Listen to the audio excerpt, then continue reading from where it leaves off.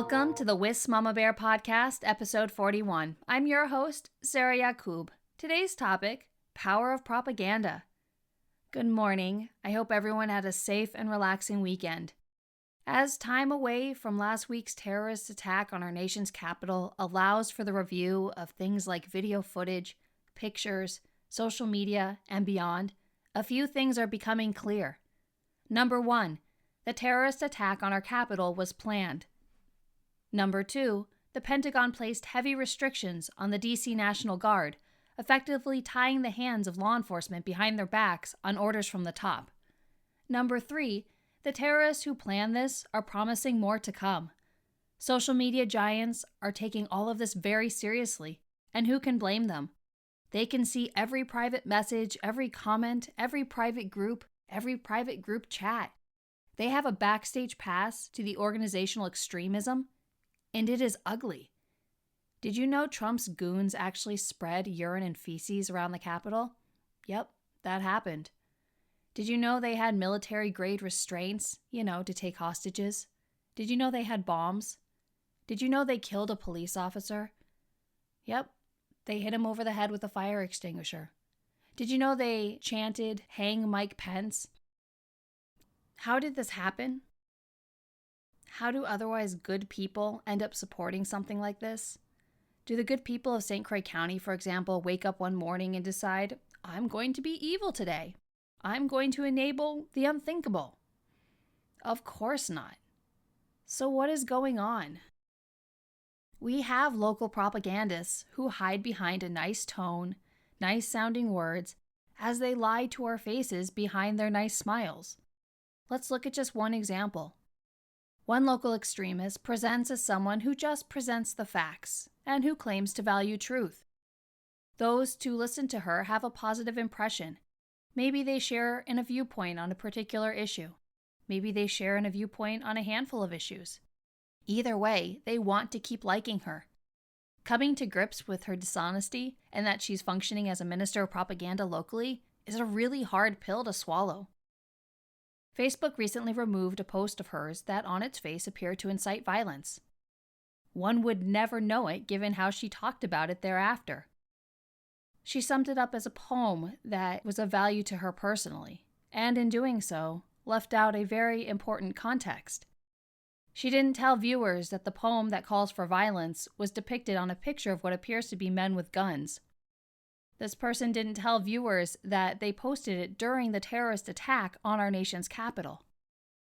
She didn't tell viewers that 4 hours thereafter, she posted another post for a Trump event hosted by a local extremist group, the Activated Patriots. She failed to mention that in that event post, she stated things like, "To those that know, this is only the beginning." Only was in all caps.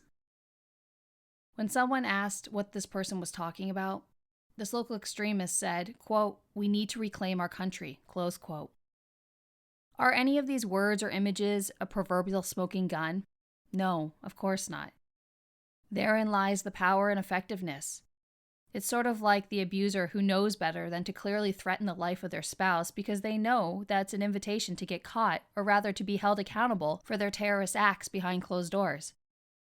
Instead, they dance around it. Their target knows exactly to that which they are referring, and the abuser can tell anyone who gets close to not believe their lying eyes or ears. Gaslighting is a tool of choice for extremists and abusers alike. The propagandist at issue actually said she doesn't support violence. In other words, we as listeners have a choice. Believe the impressions we form after seeing her images and words that connote violence, and posts that on their face not only validate the terrorism that occurred at our nation's capital, but tell us more is coming, which requires a conclusion that she is lying to our faces. In the alternative, we can second-guess ourselves. Maybe we got it wrong, and believe that she is telling us the truth when she says that she would never support violence. It is not hard to see how a propagandist has a lot of success playing off of the humility and good nature of a given audience. We saw this on a national scale with Press Secretary Kayleigh McEnany. She would go on national television and lie through her teeth to insulate and enable her boss, Donald Trump.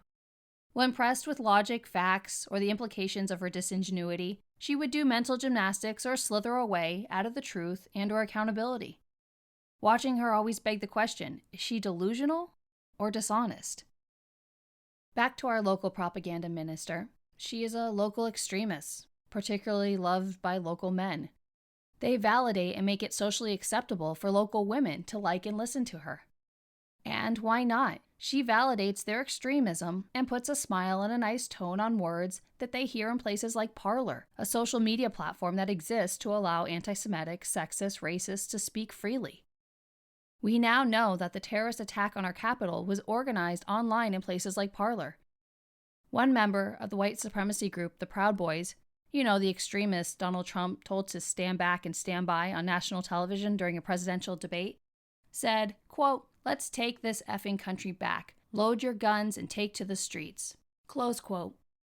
Going back to the gaslighting that was the explanation of our local propagandist and her description of her post that was removed for violating Facebook community standards of decency, she claimed that it was just a poem she liked personally.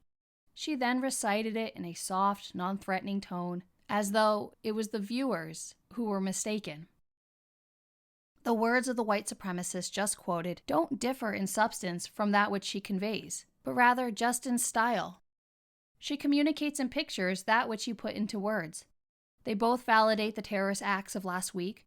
They both perpetuate the delusion that the terrorists perpetuating these atrocities are somehow patriots, rather than the lawless thugs that they actually are.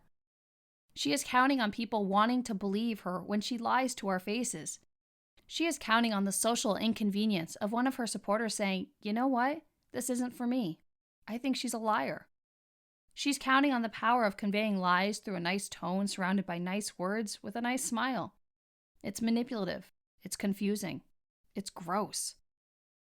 While thugs were terrorizing other people and ransacking our capital, attacking a police officer resulting in his death, taking down the American flag to replace it with the Trump flag, while Trump's goons spread feces and urine in the Capitol, broke windows, vandalized displays to the late Representative John Lewis, a civil rights icon, as well as a display for women in history, as they stole computers and other items from offices, as they rummaged through the personal property and the private spaces with their feet up on their desks of lawmakers, as these lawless thugs marched through the People's House carrying a Confederate flag, the traitorous flag of our enemies, as they smiled for pictures in shirts that said, quote, 6MWE, close quote, next to Nazi insignia. Side note, 6MWE stands for 6 million wasn't enough in reference to the 6 million Jewish people murdered during the Holocaust. During all of that, our local propagandists posted a picture of men with guns and the words, quote, "Do not go gentle into that night. Rage, rage against the dying of the light." 4 hours later, she posted that this was only the beginning and that they were taking back their country. Ladies and gentlemen, your eyes and ears are not lying to you. Someone empowered by local extremists is not being honest, or, in the alternative, is so profoundly misinformed that she's effectively delusional.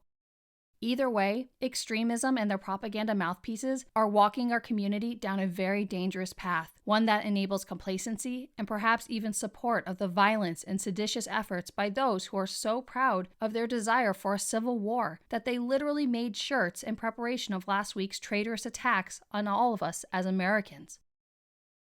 No one in their right mind wants a civil war.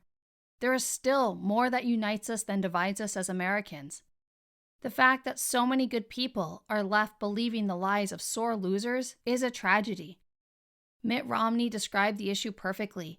What would be the point of yet another audit when Trump and his supporters refuse to believe all of the audits, all of the investigations, all of the failed court filings already done? The truth is, the bully lost, and bullies don't like to lose. The truth is, that bully and those for whom the truth is too much to handle are sore losers. Rather than cope with the emotions of reality, they are desperately trying to change reality to fit the convenience of their emotions. We cannot be a God-fearing community and openly embrace lies. We cannot call ourselves Christian and continue chasing false prophets. We have a choice to make as to where we go from here. One local man on the Hudson Bridge with the activated patriots stood in his red Keep American Great hat with a sign that read, "Unify No. F off. The F word was, of course, spelled out. It made me sad. The choice is whether we're willing to throw it all away to validate antisocial extremists, or whether we find the beauty and strength in our differences, whether we come together to continue our work in having a community that is safe for our children and one in which we can all thrive. I don't know about you, but I would much rather celebrate our great nation alongside others in our community, regardless of partisan politics, at a 4th of July parade or watching fireworks, than the hate, refusal to find common ground, and even calls for war coming from local extremists. Episode 42 tomorrow. See you there.